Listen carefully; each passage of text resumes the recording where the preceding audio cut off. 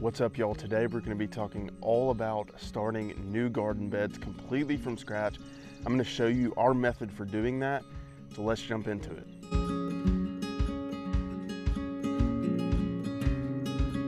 Hey y'all, welcome back to the Homestead. My name is Derek, and if you've never visited this channel before, it's all about educating and inspiring you so that you, your garden, and your homestead can thrive.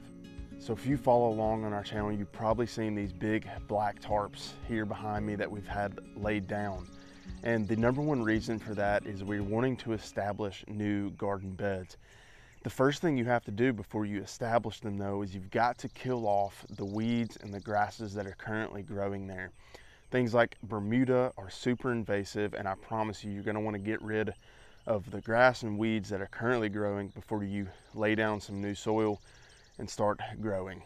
Now, using these silage tarps does take a little bit of time, especially if you're doing it in the colder months. So my suggestion would be to get one of these tarps, and if you have the time, to be able to lay it down for a couple of months in the summertime, and it's going to kill off and suffocate a lot of the things that are currently growing there.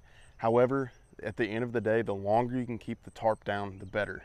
If you don't have that kind of time, you're going to need to get some type of tool, maybe a skid steer, a sod remover, and you're going to need to remove the top 3 to 4 inches of ground in order to get rid of all the grass and weeds that are currently growing there.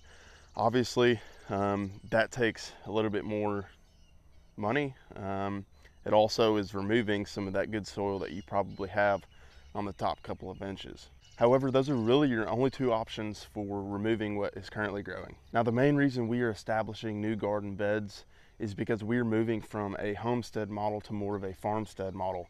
And all a farmstead is basically it's a homestead where you live, where you grow and produce your own food, but you're also growing and producing that food for sale. We want our homestead, my rooster, we want our homestead to be income producing. And so that's kind of where we are moving to. However, everything that I share on this channel is going to be geared towards the gardener, the homesteader, but we are moving to more of a farmstead model. So once you've killed off the grasses and weeds, you're going to need to bring in some compost. Most soils need compost. They need more organic matter. For example, our soil is super sandy and it's very low in organic matter, and so we need to boost these soils. So we're bringing in a ton of compost. We brought in 8 yards for the new beds that we're building out, and we're putting about 3 to 4 inches on the surface of the soil. And then your options are either you can till those in or you can broad fork them in. Now, broad fork is much more labor intensive. However, once you buy that broad fork, you have it forever. More than likely, you're probably gonna have to go rent a tiller. So, you know, but the tiller's gonna be much quicker. It's ultimately up to you what you want to do. We're broad forking them in. It's a freaking workout, but I enjoy it.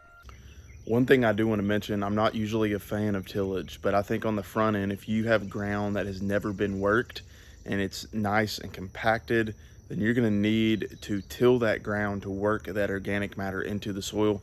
After that, I do think you should adopt no-till practices, because when you till, it really kills off the soil biology.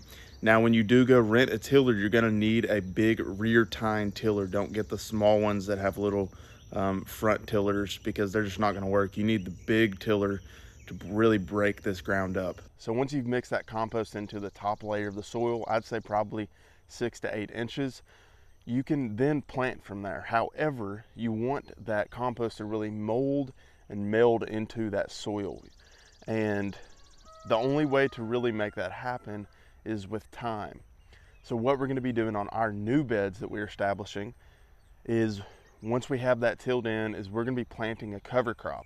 Now, if you don't want to plant a cover crop and you don't have the time to wait on that to help build the soil, obviously you can go ahead and plant your plants.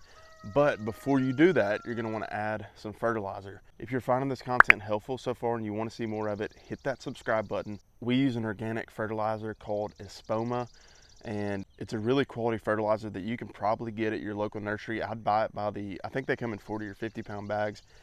I would get the big bags because you're going to need a good amount of that to really boost your beds with some nutrients. Make sure you read the back of the package on the Espoma so that you know how much you need to apply. Now, a cover crop has many purposes, but the biggest ones are, for one, is that it covers up the soil.